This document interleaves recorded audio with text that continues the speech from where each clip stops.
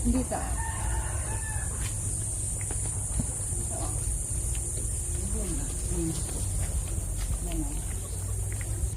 Parang maasim-asim. Opo, maasim-asim din. So itatanim ko nga to. So ito maganda po ng garden nyo. Para akong nasa travel destination, para akong nasa resort. Kasi ang ganda ng pagkaano niya,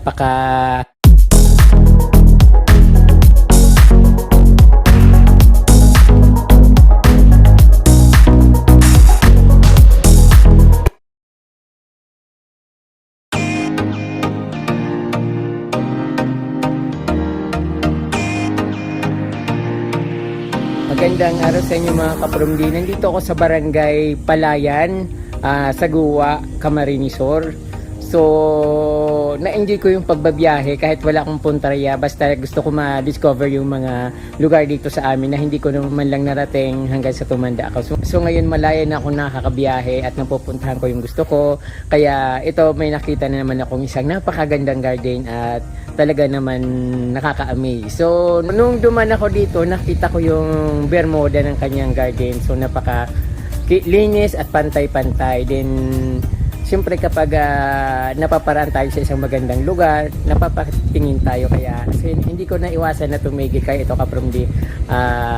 Ipapakita ko sa inyo yung mga halaman niya, kung gaano kaganda at kung paano niya inalagaan yung garden niya. So tara kapromdi, pasukin na natin ang magandang garden ni Manay dito or ni Ma'am. So hindi ko pa siya kilala but sabi niya okay naman daw. So papasokin natin. So ito kapromdi, dito pa lang sa papasok ng kanyang bahay, napakaganda ng ground. Para bang nasa yung parang sa soccer field na napakalinis ng kanyang garden. Hi Ma'am. Magandang araw po. Napakaganda po ng iyong garden. Kumusta po kayo, Ma'am? Okay lang. Ano po pangalan niyo, Ma'am? Lera Orias. Lera Orias. Orias. Mrs. Lera Orias. Nag-work po kayo, Ma'am? Sumainit po? Hindi po. Dahil lang babantay ng apo. Dito lang po kayo, Ma'am. Anong lugar po nga pala ito? Sitio Palayan, Barangay ng Lamon. Sitio Palayan, Barangay Lamon. Ayun. So, pumunta kasi ako dito kapromdi na hindi ko alam kung nasaan ako. Kaya, ito, tinatanong ko kung anong lugar kasi mahirap naman nang nanguhula ako ng lugar. So, Ma'am, napakaganda po ng inyong garden. At kailan po kayo nagsimulang mag-gardening? Simula ng hindi na ako nagtatrabaho kasi nag-aalaga na lang ako ng apo. Opo. Yun na lang. Saan po kayo dati, Ma'am, nagtatrabaho, Ma'am? Kahit saan. Kahit saan. Nagtatanim, ng Opo, palay. opo. Nangangatulong ako nung nag-aaral pa mga anak. Opo. Maganda naman po yung garden niyo, Ma'am. Napakalinis, parang very cozy. At pang mayaman po yung dating. So, maganda po, Ma'am. Ayun po. So, saan po kayo nagkumukuha ay bumibili ng mga halaman pang collection?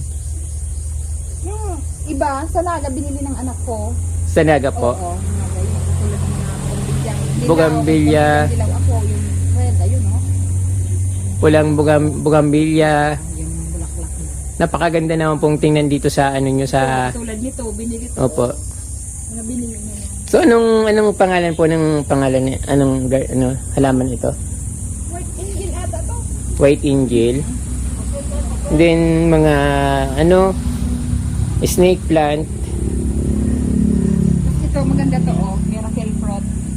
Ano po yan, Ma'am? Prutas po ba yan? Oo, yung kasi nito bunga. Pag kinain mo, kahit kumain ka ng anong klase maasim, matamis yung lasa mo. Matamis yung panlasa. Parang pang proxy ba? Pang halimbawa may mapait kang kinain or maasim tapos kakain ka niyan magiging matamis siya. Oo. Wow. May kalamansi. Parang magic. Oo, magic nga, magic fruit. Wala pang bunga, Ma'am? Mayroon. Meron ba? Dito.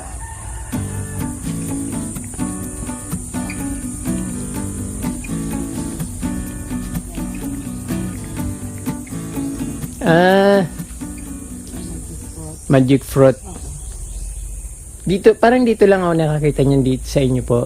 Sa loob ng bahay kasi ito inaalagaan. Pang Terrace lang. pangloob ng bahay. Oo. Tapos inilabas nyo na. Oo. Opo, maganda po. Ganda. kahit anong kainin mo, maasim, mapait, pag Oo, kahit- once na sumubo ka, once na kumain ka nito, magiging matamis na lang yung panglasa. Parang panglaban. Kahit 20 kalamansi kainin mo nito, ang matamis talaga. Para siyang anti-poison. Ganun. Diabetes. Anti-diabetes po. Di maganda po.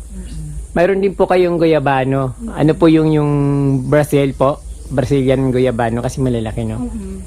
Yung anti-cancer din na po yan. Oo. Oxydian. Opo. Ang ganda po ng garden nyo, ma'am.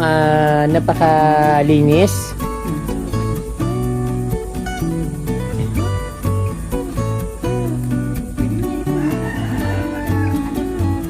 May buto po ito? Daling ko na lang po yung buto. Ayun lang po. Opo. Yan lang yung ginagawa namin maglola dito.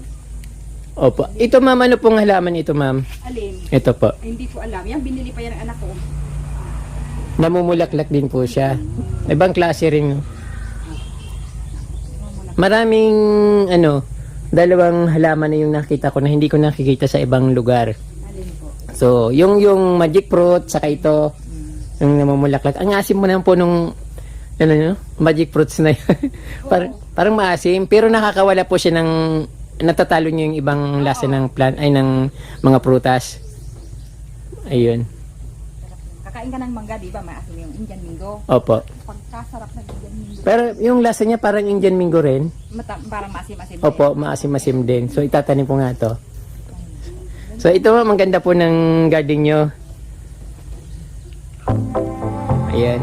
Napaka-cozy.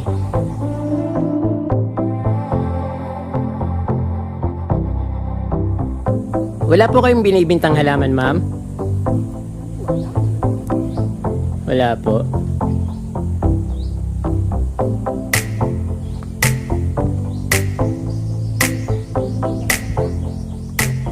Bagay na bagay din, ma'am, sa garden nyo yung bahay nyo. Maganda rin tingnan dito sa garden. Parang pang-class ang dating. Dito, ma'am, sa po, marami po bang kayong halaman dito?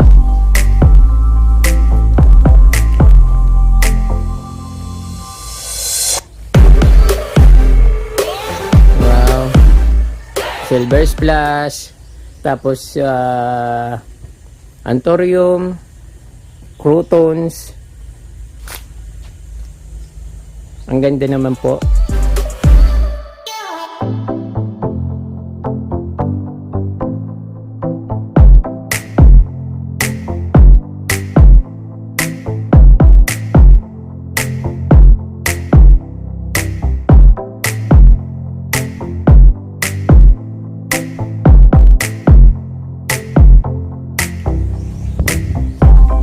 Ayun kaparmdi yung halaman dito ni ma'am. Napaka-cozy. May mga flowering plants. May mga namumulaklak na puti. Areca palm. Saka napakarami niyang bougainvillea na collection. But hindi pa siya masyadong flowering. Yung iba, lumalabas yung flower niya. Nagmi-mix nga yung kulay niya. Orange saka parang peach. Nagre-red siya.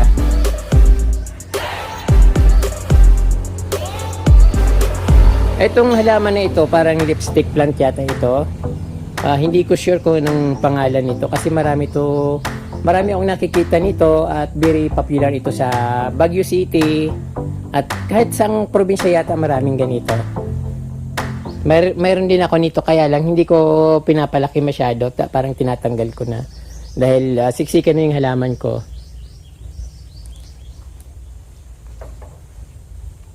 Marigold.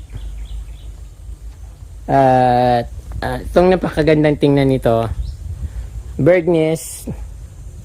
Nasa ilalim siya ng baliti tree.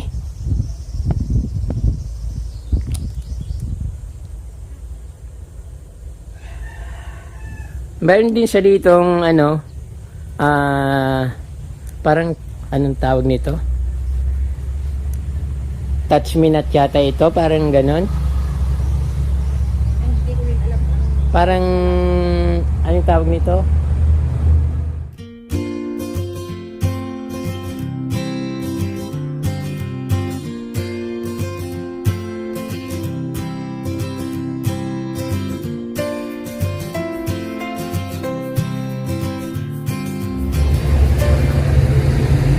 So, ayan, napakaganda po ng garden nyo, ma'am. Araw-araw po ba kayo nag-gardening?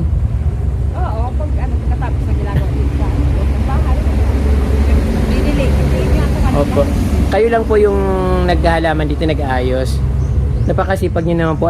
Sobrang linis. Parang sa parang nasa isang Hindi ko lang siya hindi ko lang mabilhan ang magagandang pasok pa. Opo. Pero bibilhan ko yan. Para akong nasa travel destination, para akong nasa resort. Kasi ang ganda ng pagkaano niya, ng damo, tapos yung halaman, parang mix siya, parang garden style ko rin. Kaya lang kaibahan dito yung yung Bermuda grass yung sa kanya sa garden ko ay mga rugged or white stones.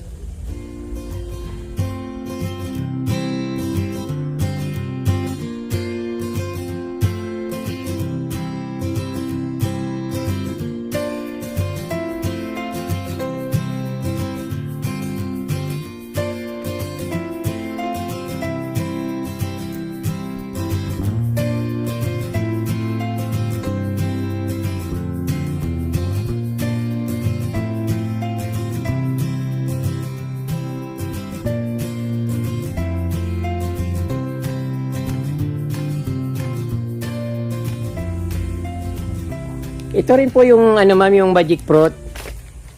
Hindi. Ay ba to? Ito Parang magkahawig lang po yung dahon nila. Malalaki lang dahon. Opo. Hindi po kayo nagbibinta ng halaman, ma'am? Hindi po. Ang ganda ng na to, kapromdi. Parang yatang na to, aglonema. Maganda kakaiba siyang kakaibang aglonema. Marami kasi akong nakikitang aglonema, pero minsan may nakikita ako na kakaibang variety na wala sa iba. So malamang rare ito. Then yung niya, Pag binibilad yan, pangit. ay hindi po maganda pag naarawan. So yung niya kulay pink, yung isang dahon. Tapos yung isa kulay pula. Parang parang iba rin Then may mga siya, snake plant, Alocasia sibrena, then bigonia, mga bigonia, mayana.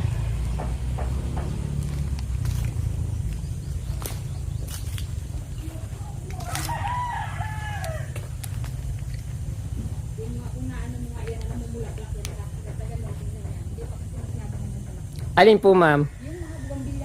Opo. Kasi parang umuulan na Mas maganda sana kung maaraw. Talagang lalabas yung mga bulaklak niyan.